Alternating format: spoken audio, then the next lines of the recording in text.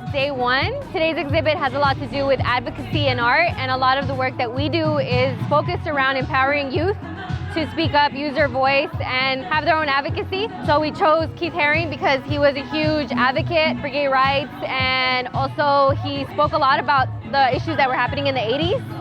So that's why we're celebrating tonight.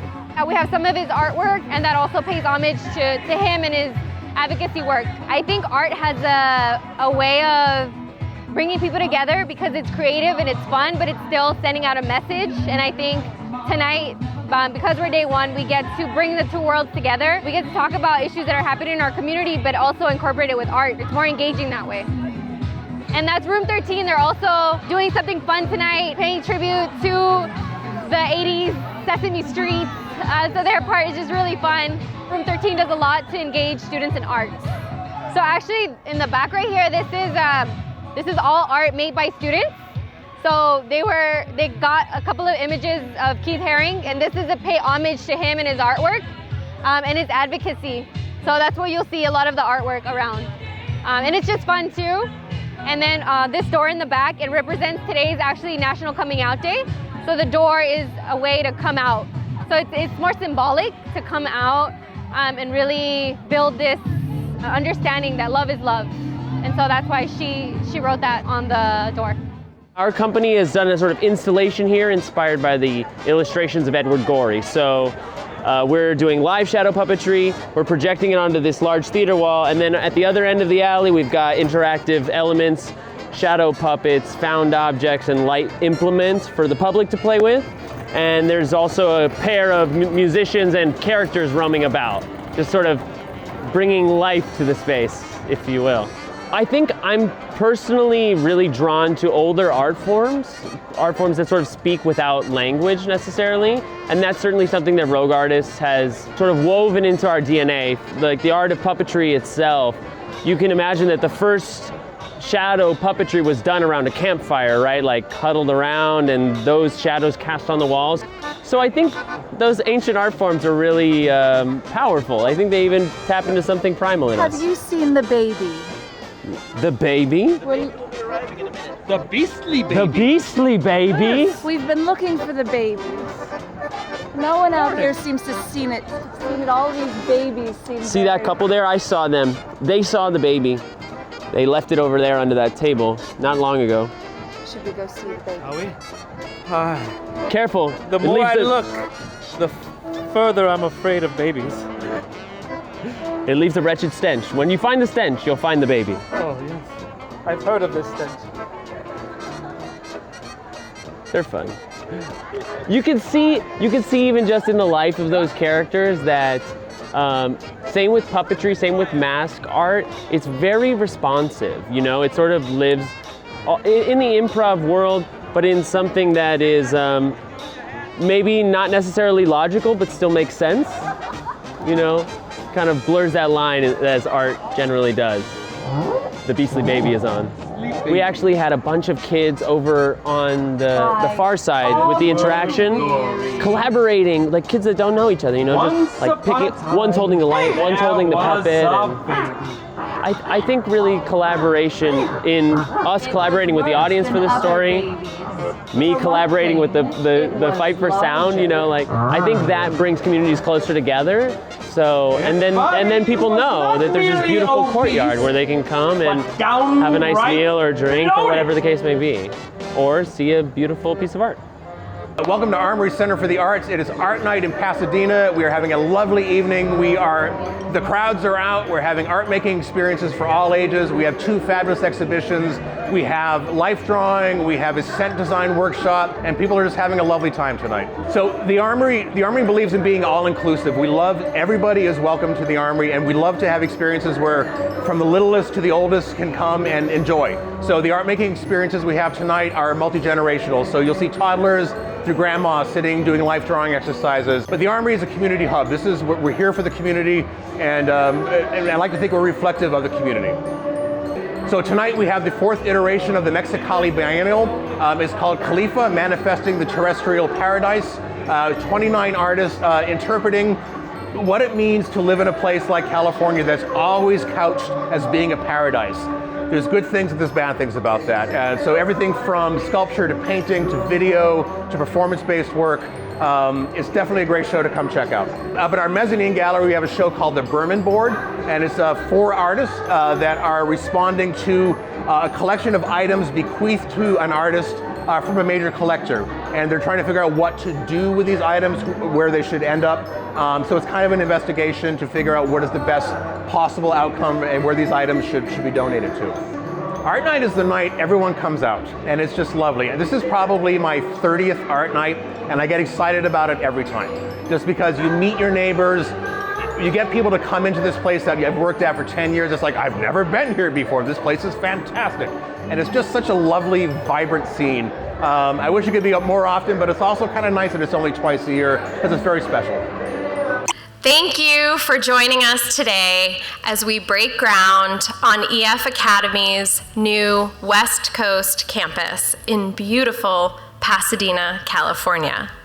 Our mission is to open the world through education. These beautiful renderings give you a glimpse of the future world-class international boarding school that will open its doors in Pasadena next September. And this campus will bring people together from all over the world to create long-lasting cross-cultural friendships, and we hope to make the world a more peaceful place.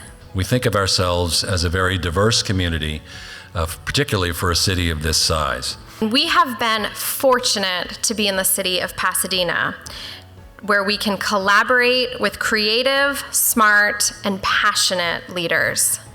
From the very start, EF understood the importance, and Sean and our team really put a fine point on this, to work closely with the neighborhood. What you'll learn about Pasadena is that it really is a small city that plays big.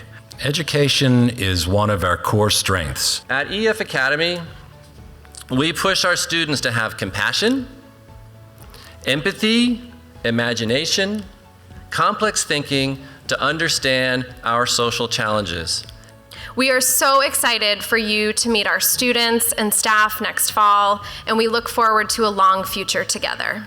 We believe in the importance of teaching all our students to be excellent global citizens. We look forward to your success. We want to be helpful to you in any way we can.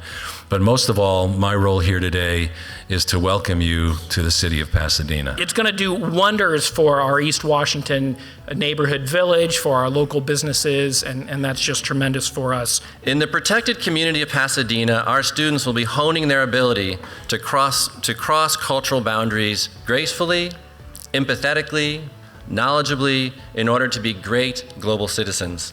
The children started creating their own musical instruments out of the recycled trash.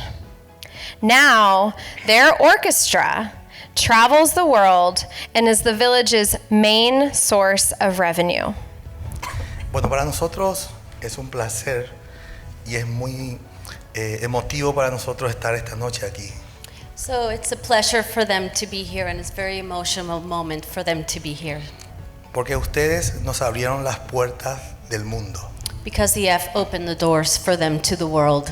Porque ella transforma la basura en algo capaz de producir belleza.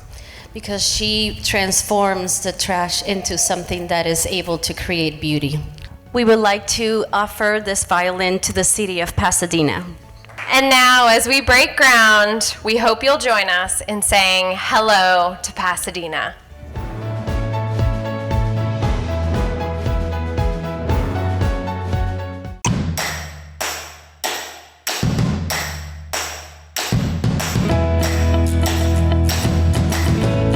Today was an exciting day. We launched our Safe Routes to School program here at Longfellow with our Walk to School Day. We had our starting location at Washington Park, and we had, it seems like, hundreds of students walking to school with their elected officials, and really with the message of promoting safety and all in all physical activity and getting more students to walk and bike to school, which is something that I used to do back when I was younger, and I grew up here, so it's pretty cool to give back. We were able to get a grant to do this, so we're going to be doing several initiatives at several schools in the city to do workshops, classes, walking school buses, and really engaging the community about the message of getting safe to school and also getting some physical activity while they're at it. The kids loved it. They loved doing the walking school buses and getting in the little school bus, and they get to, engage with their students and their friends in a different way. It's a tradition that every October we celebrate the whole event at different school sites, and we rotate every year to do this. I'm glad to see that the first year it was all us, and this through the year is becoming a joint partnership and collaboration. And I think we as a school district, we really work with our partnership, and partnership is really important for making these events successful. It's a joint collaboration with PUSD, the City Department of Transportation, and actually everybody that you see here today, including the health department and the library and police and fire. We all love this event and see it as a great way to get kids involved in healthy habits early and to give them safety information that could prove very valuable for the rest of their lives.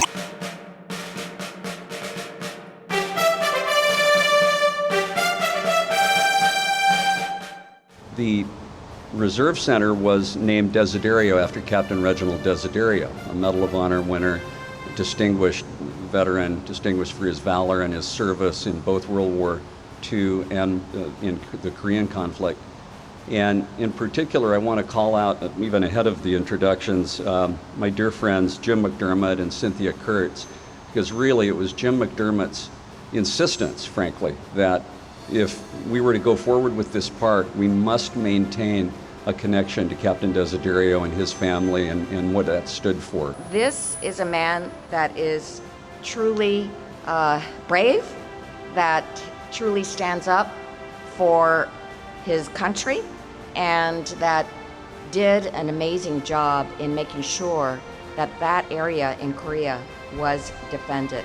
It's an honor to be here to join this plaque rededication ceremony for Captain Reginald Desiderio, who passed away in the line of duty during the Korean War.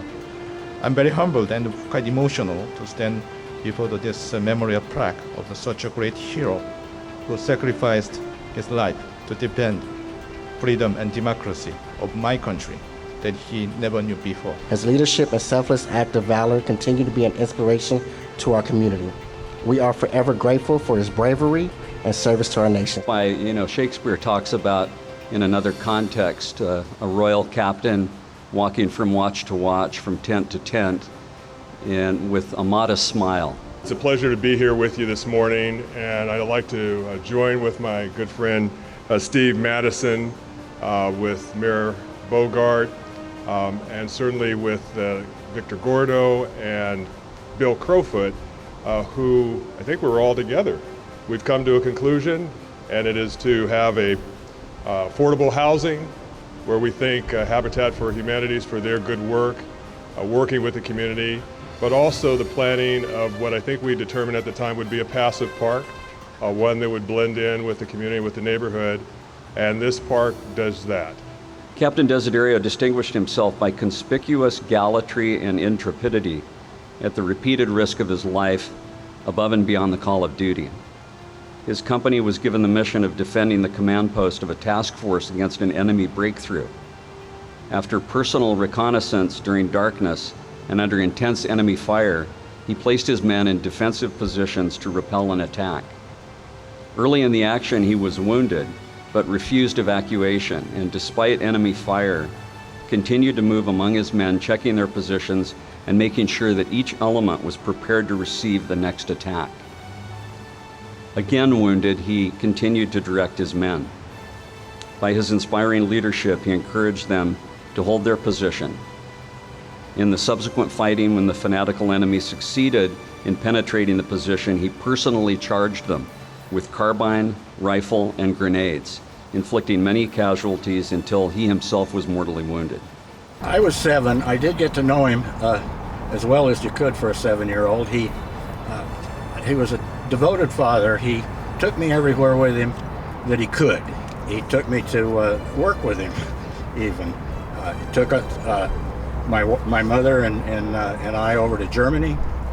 I remember him taking me down to the frozen Neckar River, and I would pretend to ice skate. He took me to his office with him. I'd ride around in his Jeep. he got back in the service and was assigned as the unit advisor to the Reserve Center that was on Colorado Boulevard here. And in summer of 1950, he was there, and he'd take me to work there. I remember this NCO was a Sergeant Coleman. He'd have me dumping trash and put this paper over there in that basket, stuff like that, running around. I thought it was a big deal. Anyway, then he went off to Korea. Over the years, I've been in contact with his comrades in World War II, some of them, and the ones in Korea, either by correspondence or in person. And to a man, they said, this man was a leader. He took care of us. We came first. His soldiers came first. He saw to them before he'd see to himself. It was just, and the citation testifies to that. This is just wonderful what the city has done here. These all the VIPs that showed up, the uniformed military personnel, and my family's just awe-struck by what you've done here. It's wonderful, and I hope that the people of Pasadena enjoy this park for many years to come. This is the kind of thing my dad, who really was, ironically, deep inside a man of peace, would approve of right here.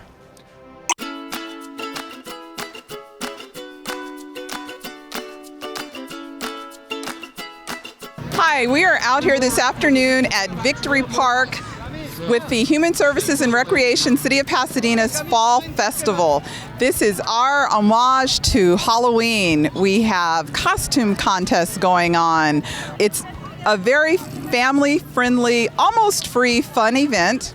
We have a trackless train, which is my personal favorite, pony rides, lots of games, bounce houses and slides for children of all ages. We have a special inflatables area just for our 0 to 5-year-olds, so our smaller children won't get trampled by the big kids in the bounce house. And it is Halloween, so we do have lots of Halloween treats. Also, as part of this afternoon's fun festivities, we have a number of raffles. One that's about to happen in a few minutes, we're going to be raffling off bicycles. Throughout the course of the day, we have, I believe it's 10 bicycles that we're going to be raffling off. They were all donated to the city of Pasadena, so we have the pleasure of donating them through a raffle to children in our community. The whole purpose of this activity is to bring our Pasadena community together and just have fun. It's all about children and families and fun. I keep mentioning children, but it's okay to be a little bit older and come out, because I've interacted with a number of adults who are dressed in costumes today, and I think they're having a little bit more fun than the children that they're with. So Pasadena really knows how to party. We have lots of parades, Black History Parade, Latino Heritage Parade, Doodah Parade, but we also like to use our parks, and this is an annual fall festival designed really around families and children. And so it's wonderful to see people enjoying their park. The cheerleaders just performed from the after-school program, and really it's an opportunity for people to make use of our wonderful parks and be together with their families and friends. And I congratulate the Human Services and Resources Department for putting this together. You know, part of what it takes to build a community are commonly shared events. People can just live in a place, not particularly relate to their neighbors or their neighborhoods or to their city. Pasadena has a philosophy that if we have events really designed for all age groups, then we can help build that sense of community pride and a sense of real neighborliness, and this is a great example of that.